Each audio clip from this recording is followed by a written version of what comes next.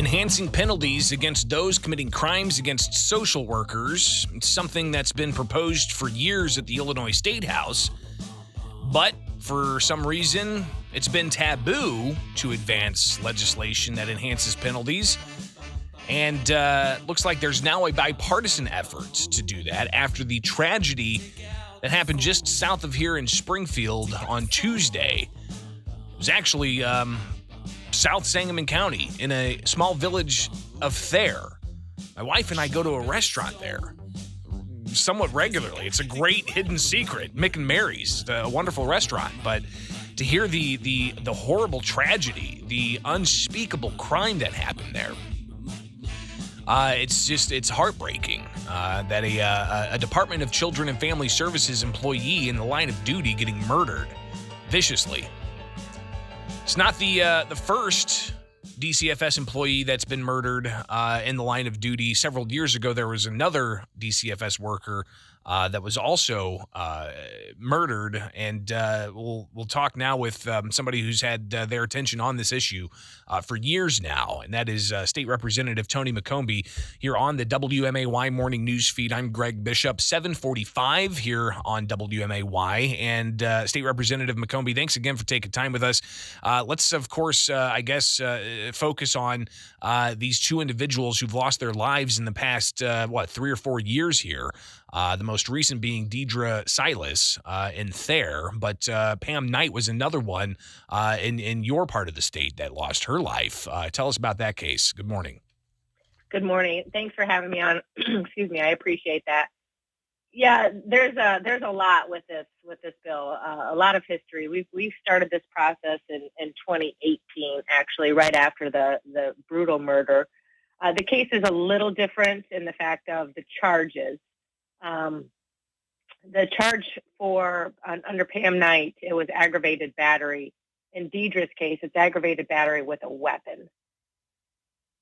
And so this change in this law would not affect Deidre's case unless they downgraded it, of course. But this started in 2018. I filed HB 4586. The Knight family came down and testified, spent a lot of time in Springfield because when they found out that the law was not the same, if she had been a police officer, which Pam Knight was before, or a teacher or a firefighter, or even somebody who worked in a school, the penalty for aggravated battery was higher compared to a DCFS worker or a Department of Aging, an elderly investigator, for an example.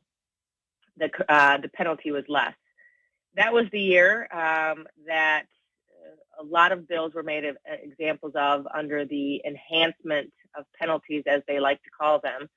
And we had a do not pass. They made quite a show of shutting down these bills, which was really devastating for the Knight family. We brought it back again in 2019, and Representative Justin Slaughter worked with me to get that bill passed, and we actually passed it in the House unanimously. To give you a little history on this bill, at some point it was changed to amend the penalties, but for some reason, the Department of Aging and DCFS was just left off. So in the scheme of things, as you know, Greg, you've been around Springfield a little bit of time, bills get drafted and get screwed up all of the time. So they come back with what they call a technical trailer or a technical cleanup. So to me, this really honestly is a cleanup bill. And actually, for once, truly is a cleanup bill instead of a whole new bill. Because why would they leave off two of our investigators, especially DCFS workers, which is probably one of the most volatile situations you walk into when you're dealing with children?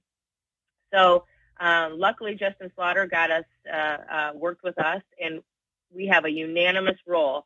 HB 1482 passed, went to the Senate, and then Senator Sims, who is in the chair of JUCRIM, not only would not call the bill, but actually wouldn't even meet with Don Knight or the family.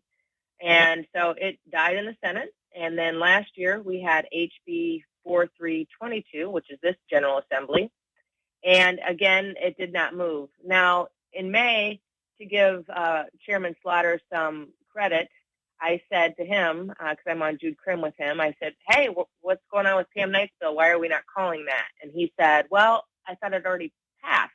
I said it did, but Senate killed it. So even if this did not have happened, I do believe we would have had 4322 passed again unanimously out of the House, but it would have been a struggle in the Senate.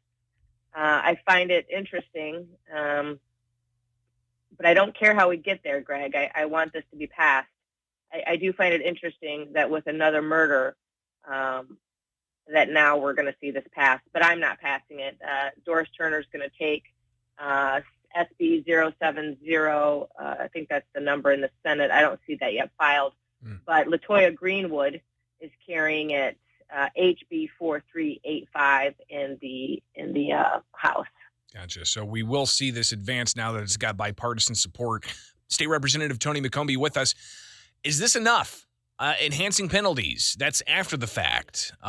Should we be sending social workers to these volatile situations alone? Should they at least have some kind of backup if it's not, another DCFS employee or possibly even a local sheriff's deputy or an auxiliary police officer or something?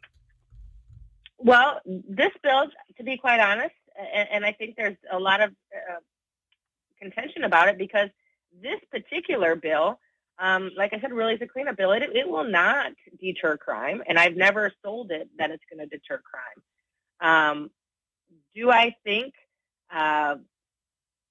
every situation is different? Now, when a DCFS gets a call on a hotline, regardless of day or night, whatever the situation is, they're required on every hotline call to go out within 24 hours. Some calls warrant that type of response and some don't. I spoke with DCFS, and I know there's a DCFS working group. They're trying to, figure out the best way to handle that, but it's like, what is an emergency and what isn't? I think in this particular case, it was a cleanliness call, I believe, for Deidre. Pam did call for backup, unfortunately, in a rural small community. It wasn't there in time. And here's the thing. Investigators see somebody, whether it's a child or whether anybody, or you or I, if we see somebody getting hurt, we're not going to stop and wait, even if we're trained to do so. I wish there was a way that we could have two caseworkers. I wish there was a way we could have a caseworker and an officer. I wish DCFS maybe even had their own officers, kind of like schools have SROs. It'd be great if DCFS had their own officers. But that being said, today DCFS workers they're very shorthanded. They're very case heavy. We have a low number of law enforcement officers, so we can say we want to have that be the process, but how are we going to make that happen? What about a panic button around their neck or on their watch or something? Police have on their radios the ability to basically hit a button. They might not be able to speak or anything, but at least there's noise and they can be found right away. So I think there are some things. I've been asked to be on the Child Welfare Workforce Task Force, and I believe this will actually be a task force that does come up with some ideas and resolutions. But the bottom line is we got to have more workers, and I don't know how to make that happen, Greg. State Representative Tony McCombie will surely be talking about this more in the future as we still yet to find out when you guys are going to come back into session, but I imagine this will be the subject of some remote committee hearings in the future. And again, we definitely need to remember and honor the sacrifice that's been made by Deidre Silas and Pam Knight in the service of welfare of children. Representative, thank you so much for taking time with us. We'll talk again soon, okay?